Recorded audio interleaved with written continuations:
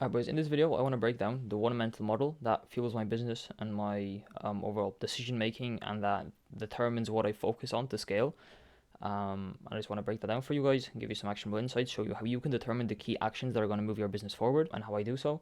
And yeah, let's get straight into it. Okay, so in this video, I want to break down what I determine what to focus on to grow my online business. Okay, and the mental model that I'm talking about is compound interest, aka the feedback loop. Okay, now a lot of people say that like these two mental models are separate mental models, but I actually see them as one thing. Okay, because if you take a feedback loop, and you go through the feedback loop once, then you go through it a second time, the interest from that feedback loop is going to keep on compounding on itself. The feedback loop, if you will, is going to keep gaining speed, like a snowball rolling down a hill.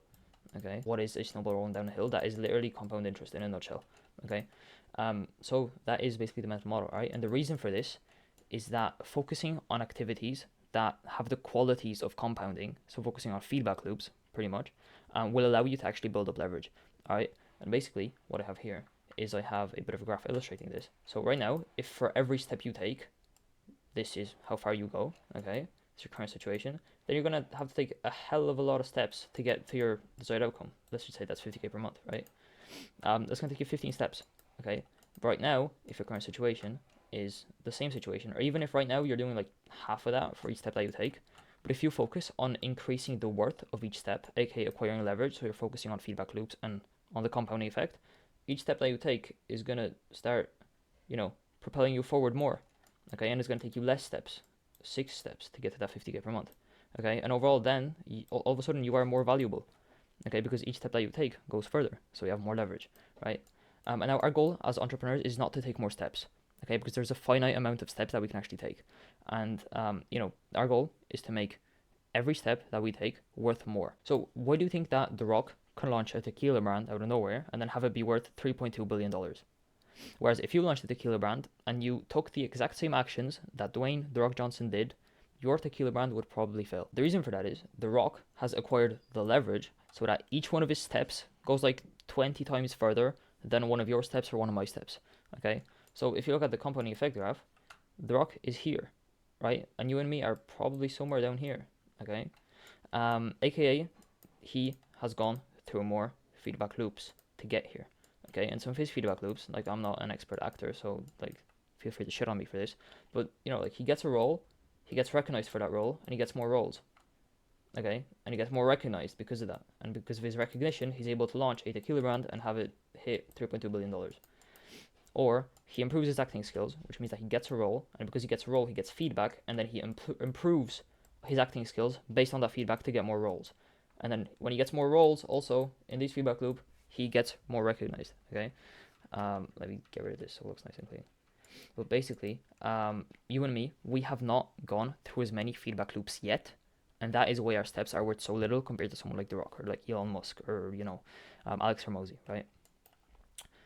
So like the snowball, aka the compound interest, hasn't quite picked up yet because the more feedback loops you go through, the faster the snowball is going to go, the more the compound interest is going to pick up. Okay, so this is basically a representation of this.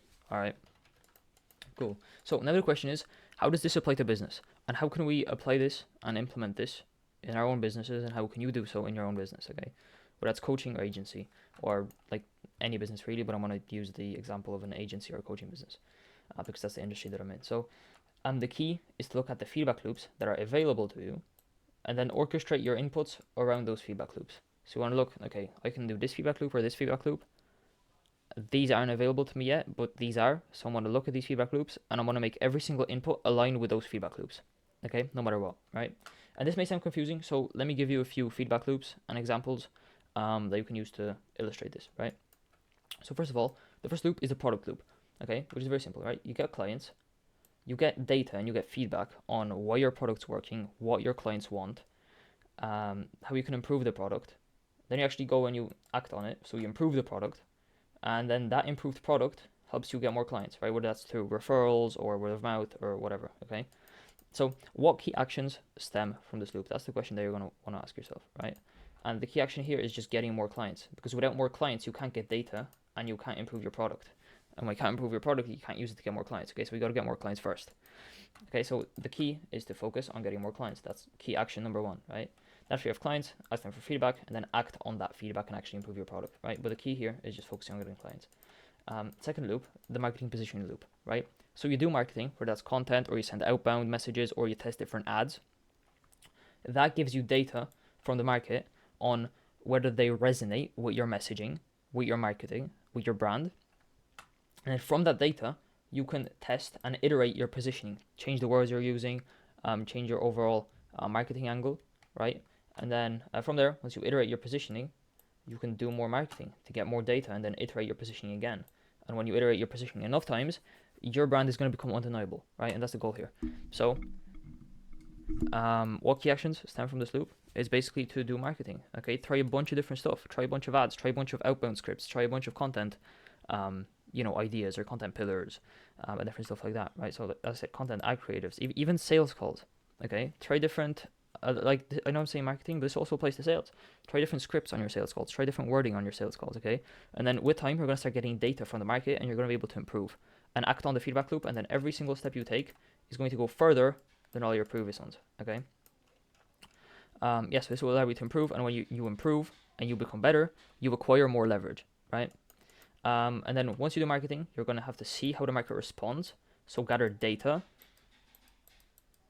because you can't improve without data, and then you're actually going to have to act on that data. All right, so the key action here that you're going to want to take is you're going to want to do marketing. All right, because without that, you can't get data. You can't see how the market responds. All right, and then the third loop that you're going to want to focus on is the results or the word of mouth loop, right? Which is basically where you get clients, right? Once again, getting clients.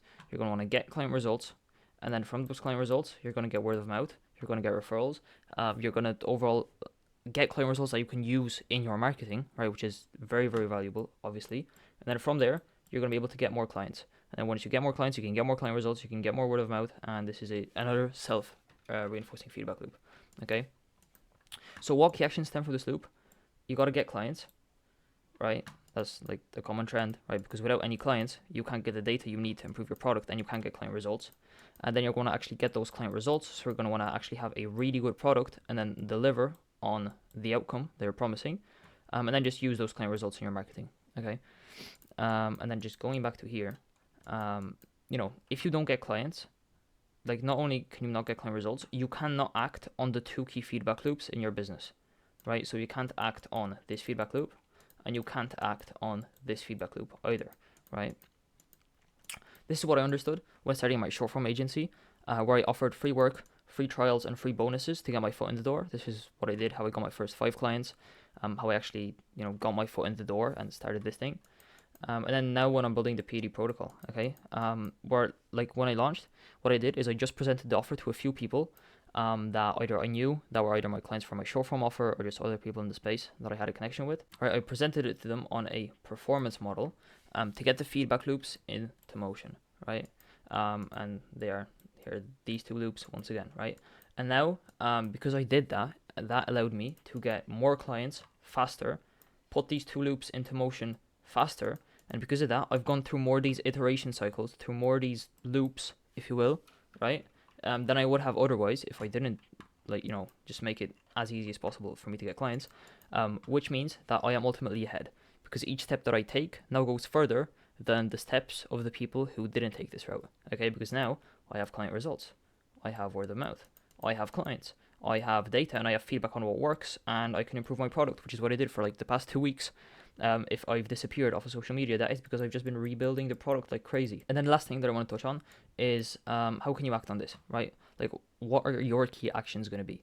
Okay, so what you want to do is you want to go in and you want to take these key actions, right? So doing marketing, focusing on getting clients once again, and then getting client results, aka product, right? / delivery, service delivery, right? So how can you act on this, right? First of all, you're going to want to get clients, right? Whether that's outbound, whether that's ads, whether that's posting content. Without this, you cannot get your foot off the ground, which when you're starting out, what you want to do is, free trials. You want to do free work. You want to do free samples, like whatever you can just to get those clients and put those feedback loops into motion, right? The second thing you want to be doing is you want to be improving your product, right? So analyzing why your clients are getting amazing results, analyzing more importantly why some of your clients aren't getting amazing results and how you can fix that, and then actually implementing that, right, and like improving your product, right, and then getting client results. This comes down to having great product, but also, like for me personally, that is the reason that I do Done For You, right? Like one, I really enjoy being there in the trenches, and building out CRMs, scripting ads, scripting VSLs. Like I find that fun, right? But also, Done For You is going to make my clients get better results, right? Whereas in consulting, most people, like a lot of people just aren't going to do the work, right? They need it either done for them, or they need a lot of support and a lot of accountability, which most coaching programs just don't give you. So I decided to do, Done For You as my main sort of service delivery model, just to, get insane client results, because that is going to give me more leverage in the future, right? Spending more time with my clients, getting better client results is ultimately going to be worth it in the long run, right? The time dedicated to that is going to be worth it. And people who flex fulfilling in 30 minutes in their ads, right? I've seen ads where people say like they fulfill in 30 minutes, and their ads don't have any client results, right? Like pretty much copy and paste agencies or coaches. They are cashing out on their loop now, right? They are depriving themselves of more leverage in the future. So if you look at these steps, let's say they are somewhere here, they are cashing out on that now, right? Whereas what my plan is to never catch up on this, right? And just keep going, right? Cool. So that's getting client results. And then the last thing is you want to do marketing to get data from the market and see if it resonates. And then you're going to want to iterate if it doesn't, right? So you're going to want to do market research.